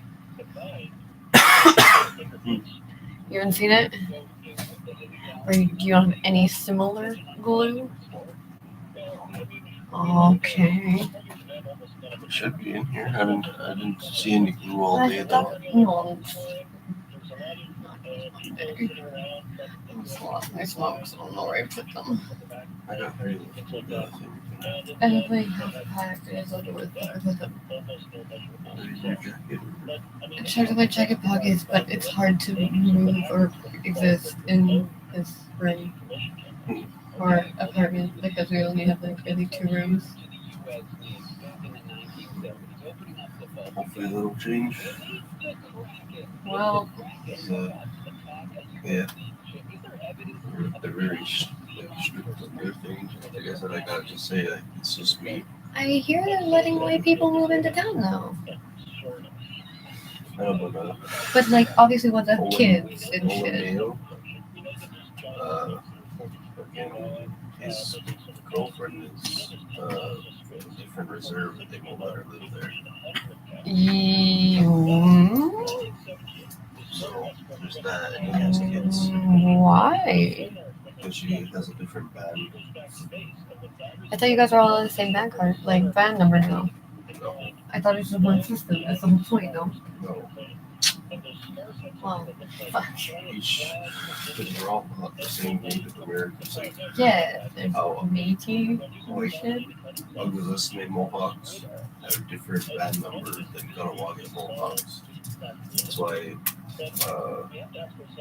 for my dad, it was like a little difficult because like my mama and my Duna, my mom was from Ugly, my Duna is from Kahnawake, but her family comes from New York or something like that. Well, I don't understand how that could play an effect because geographics change frequently. It's to follow the different types of blood quantums. Why don't I just do it like a fucking bank do it? It's pretty much each type of native wants to know what type, or each council wants to know which type. So why don't you do it like the banks do it? We have branch number, institution number. It has nothing to do with that. It has to do with blood. I'm well aware. Again, so you can't just put it all with the same number. Okay. Or branch.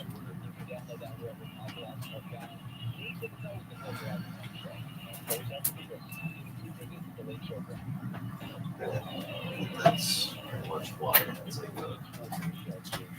You just have to fucking. You guys are already numbered by your reserves, right? With your fucking reserve number. Your breath smells like syrup. Probably. Well, I brushed my teeth 2 days ago. They smell stale. Smell like you butched a cigarette.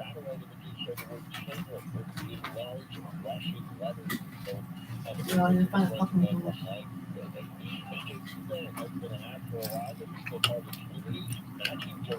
The Montreal Children's Hospital in support of young Ukrainian cancer patients who are soon going to be arriving in Montreal for their life-saving treatment. That treatment, of course, interrupted by Russia's invasion of Ukraine.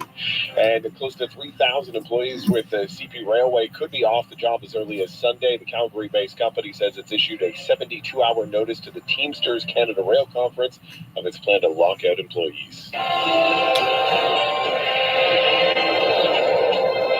From your Dormez-vous Weather Center today, a very, very nice day. That is, of course, if you like sunshine and warm temperatures. If you're more of a cold and dark kind of individual, unfortunately, today is not going to be your day. But for those who like the sunshine and the warmth, good news. Some sun, some cloud, and a high of 15 degrees today. Friday, a bit more sunshine, a bit more cloud. Another high in the double digits, right around 11 degrees for your Friday. Now, rain is expected late in the day Friday, and for the moment, the forecast says it's going to continue throughout the weekend. But hey, it's the weekend. Why not? Good news is Monday gets back to the sun. It's +1 downtown. Your next CQ News update is at 5 o'clock. Hi, this is Caroline of Bossy Ball with a message all about the gift of time, because we know that your time is precious. And as the good times roll in, you can count on Bossy Ball to deliver quality fresh meals to your door every week, giving you time to do the important things, time to spend with your family, time to do what you love, time to take a break, time to be a better you. Get back to doing what you love and let Bossy Ball take care of dinner. Isn't it about time? BONCBON.com. Design Louis George has been furnishing Montreal homes for over 30 years. This is where you'll find beautiful furniture from the classic to the contemporary. Bed and bath linens, chandeliers and table lamps, mirrors and accessories for every room in your house. Whether you're furnishing a new home or just making a change, they have everything you need. Plus, in-house designers to help you figure it out. Just one small part of their exceptional personalized service. Design Louis George, furnishing Montreal for over 30 years. 4360 Côte de Liesse near Lucerne in TMR. DesignLouisGeorge.com. This Bell Media station believes in being accountable to you, the listener, which is why we participate in the Canadian Broadcast Standards Council. We are committed to upholding the highest standards of broadcast excellence and adhering to the codes of conduct administered by the CBSC. If you have a concern about something you heard on our station, contact us or the CBSC at Post Office Box 3265, Station D, Ottawa, Ontario, K1P 6H8, or visit the CBSC's website, cbsc.ca. How Bell makes spring better.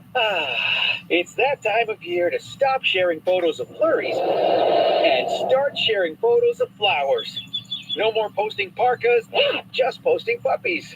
And with unlimited data plans, there will be a lot of posts.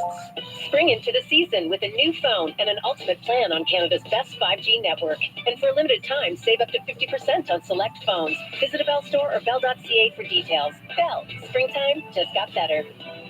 It's hard to improve on the good old Montreal bagel, but La Vie Belle has done it with their delicious new bagel bun and their eco-responsible bagels. Give them a try. Right now, from Tuesday to Thursday, get a dozen plain sesame, poppy, or everything bagels for only $8.88. Just use the promo code AM800. They also have bagel burgers, sandwiches, healthy salads with vegan options, Danish, and coffee. Order online, in person, or through delivery apps. La Vie Belle in Vaudreuil, Westmount, and lvevresto.ca. Bond yields are at a 30-year low. Learn how alternative investment opportunities can dampen market volatility and provide long-term growth potential. Gary Simpson partnered with Mandeville Private Client for insight on how private Canadian REITs can provide meaningful yields that are not correlated with the stock markets. Mandeville Private Client Inc. is a member of the Investment Industry Regulatory Organization of Canada and a member of the Canadian Investor Protection Fund.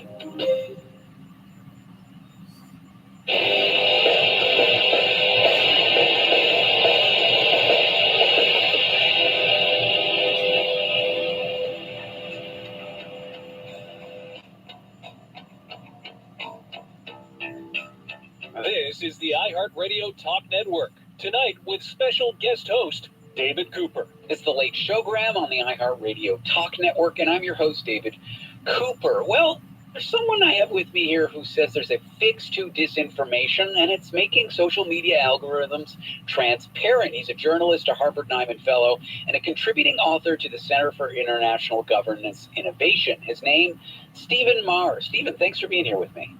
My pleasure. All right, so this article's in the Toronto Star. I think it's kind of obvious, but I guess tech companies aren't quite getting this. For people at home, though, what are social media algorithms, and why do people hate them so much?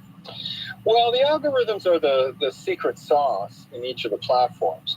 They are the program that determines what shows up in your feed. When you have a look at Instagram, Facebook, Twitter, the algorithm is what is designed to keep you clicking. And the problem for our society is that algorithms that prize engagement tend to deliver divisive, negative, emotional content. Interesting. So you're saying I'm more likely to want to see sensationalist stuff that is kind of a little bit more controversial than I am just run-of-the-mill feel-good stories on my feed. Yeah, that's what the people who study these things think is happening. That's why our political life is becoming more divisive, is that in the old days, your mom and dad subscribed to the newspaper, they would see, well, some people think this, some people think that. It kind of positioned you, the reader, in a world where there were legitimate perspectives on different sides of an issue. increasingly we're being fed content that goes to that sort of increases our conformity bias, that leads to epistemological tribalism, the idea that we're all part of warring factions, and the other faction must be opposed with everything we've got. So our political life is becoming more intense, more negative. There are more people buying into conspiracy theories, and my argument is that it's getting to a point that this is a national security threat. Wow. And I don't think you're wrong. And there's something to me very perverse about this, because some, not all, but some of these companies, Facebook, Twitter, they sought out to make the world a better place in their image. Hey, wouldn't it be wonderful if you could only get the information that you wanted that would be great for you? And it's really having the opposite effect. Now, I'm not saying all of these companies are seeking out to make the world a better place. Some are just looking for money or for whatever. But there's that kind of perverse nature of it. Like, I'm sure Mark Zuckerberg sitting at home designed the Facebook feed to try to make things better, and it's just making things worse. Do you agree with that? Well, I think Mark Zuckerberg designed Facebook so that college bros could there's that. rate the hotness of the girls at Harvard. Wasn't that how it started? You're certainly right. I mean, like iteration 2, once he got funding, once they took the company to Silicon Valley, that kind of thing, Stephen.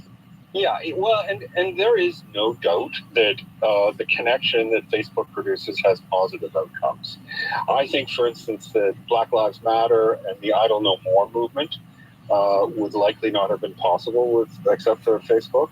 Well, both of which I see as positive. Me too. Ways that communities have organized in order to challenge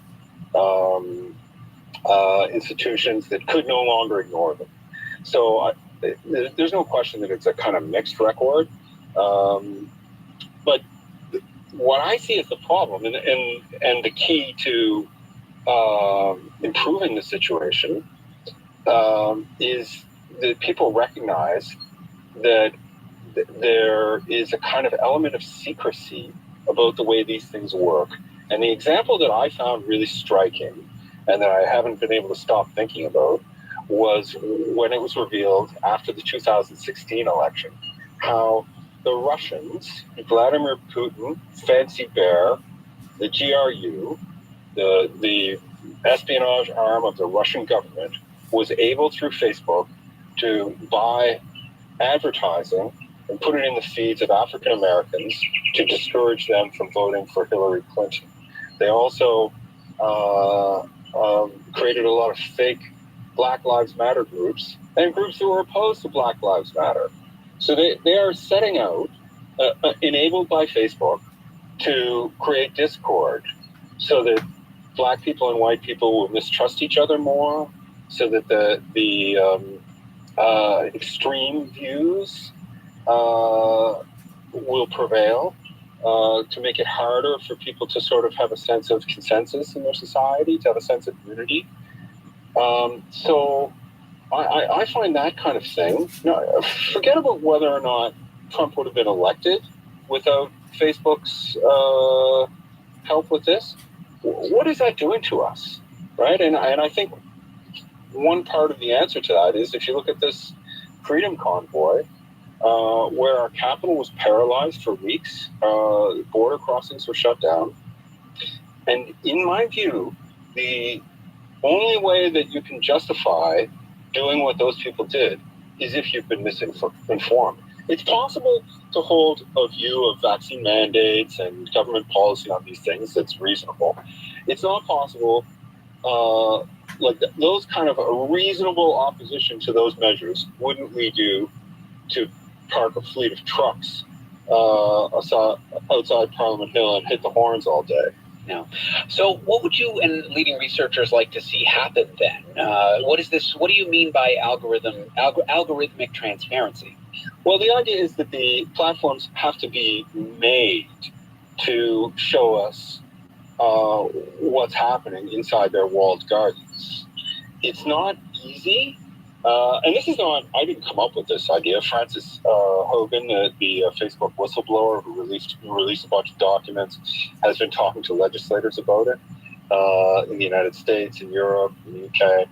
And so the idea is that basically they have to show regulators who will be sworn to secrecy how their systems work. So they get the interest of wanting that to be kept proprietary, while at the same time satisfying that they're not going to do bad things for our society. Yes. So that in my view, our lawmakers, they're trying to make laws to regulate the platforms, which are basically the Wild West now. And those laws it's very important that we get it right. Like, I believe passionately in freedom of speech. You know, that's a foundational freedom in our democracy. Nothing else can function if people are not free to speak as they want. And there's also privacy rights, which are crucial because these interactions between the platforms and people who use them are private interactions, right? So it's extremely delicate, whatever you do, any way of regulating this. But I don't think that without algorithmic transparency that we can really understand what's necessary, because we don't know what's happening. Yeah. So what do you think are the consequences of these algorithms being kept secret going into the future? Well, I think we see greater disunity and the spread of misinformation. The costs are so high. For Maclean's magazine, I did a big article, sort of in-depth investigation into the COVID misinformation in this country, and it's a rough estimate, but probably 1,500 people died in Canada of COVID because they declined to get vaccinated because they've been convinced to believe things that aren't true. And I imagine the multiplier is much higher in the U.S. Stephen, that's all the time we have for right now. Where can people find out more about you on Twitter? This article's in The Star, of course. You can find it at thestar.com. But your Twitter handle? Yeah, my Twitter handle is STPHNMAHER.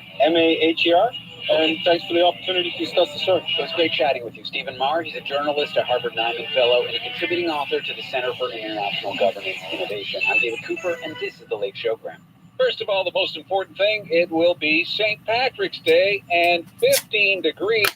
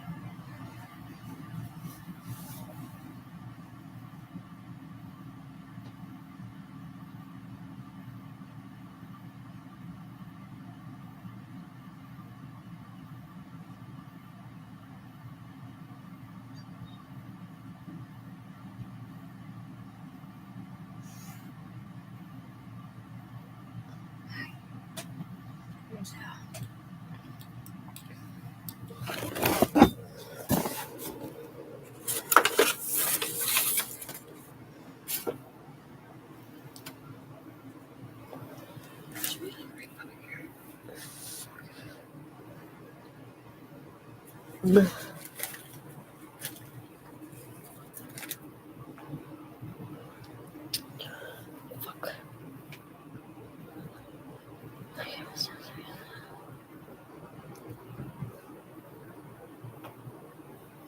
No. No. Another step. Fucking sit your black ass down. Lindsay. No. Fucking beat the life out of you.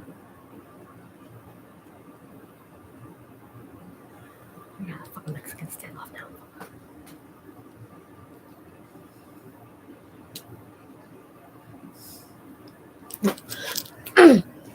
Go.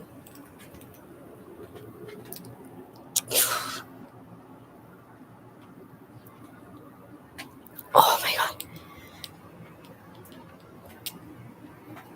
This is so stupid.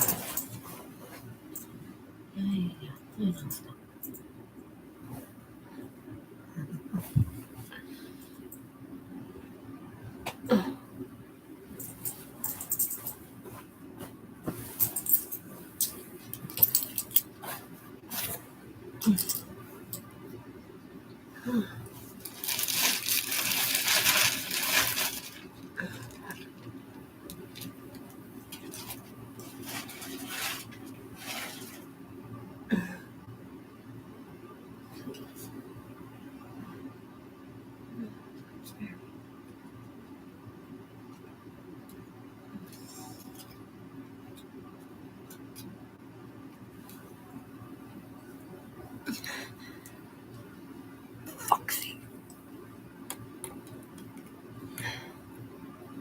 Okay, whatever.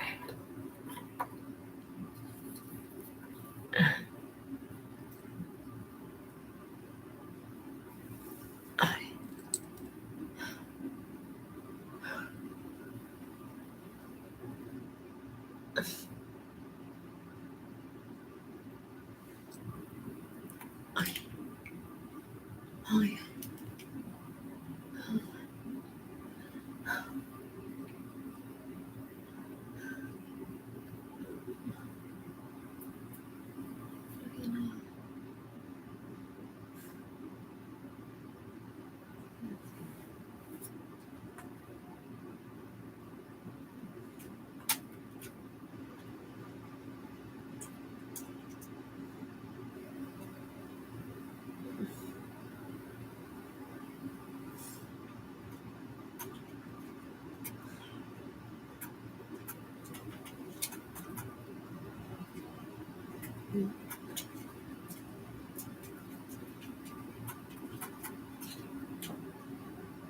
Jesus Christ.